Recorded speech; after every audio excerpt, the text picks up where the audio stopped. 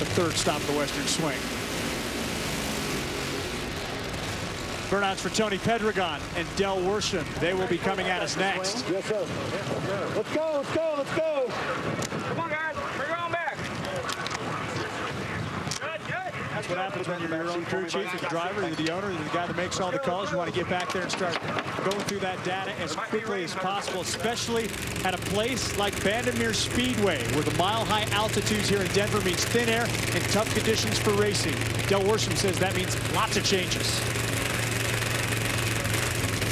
First thing you have to do, obviously, you try to get your power ratio back. So you overdrive supercharger a little bit more, raise the static compression up a little bit. You can raise your nitro percentage if you have anywhere to go on there. We don't quite run 90%, so we're right up to the 90% mark on our car. And ignition timing, you know, you just advance that timing, and it will definitely make more power that way.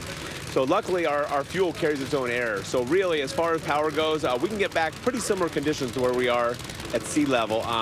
But then you run into a whole other set of problems like downforce. We have very, very, very thin air up here. So you'll raise the rear spoiler, you can get the rear downforce. We're already maxed on the front, so you have to be real careful. The amount of rear you put, the amount of front you get, the car will get undrivable and want to do wheelies on you. And after you get done with all that, and if all that's successful, you better be on time on your parachutes, because they do not work nearly as well in Denver as they do in Seattle. Worsham figures it out up here on the mountain and takes down the higher qualified car, Tony Pedregon. It was his first start with lane choice in 2013, but it's not going to give him his first round win. Yeah, Tony had been looking good, but spun the tires out in the middle of the racetrack. Del Worsham makes his best pass in the heat on that particular pass and gets the win.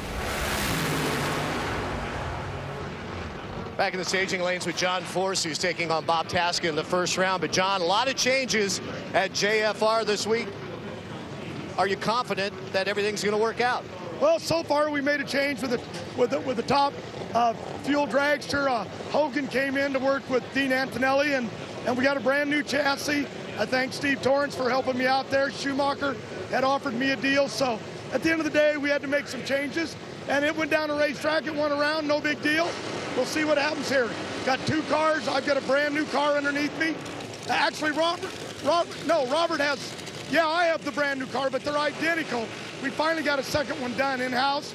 So, heck, the rest is up. But Bobby's a great racer. He's my friend. Let's just pray we be safe, and let's get out there and give the fans a show.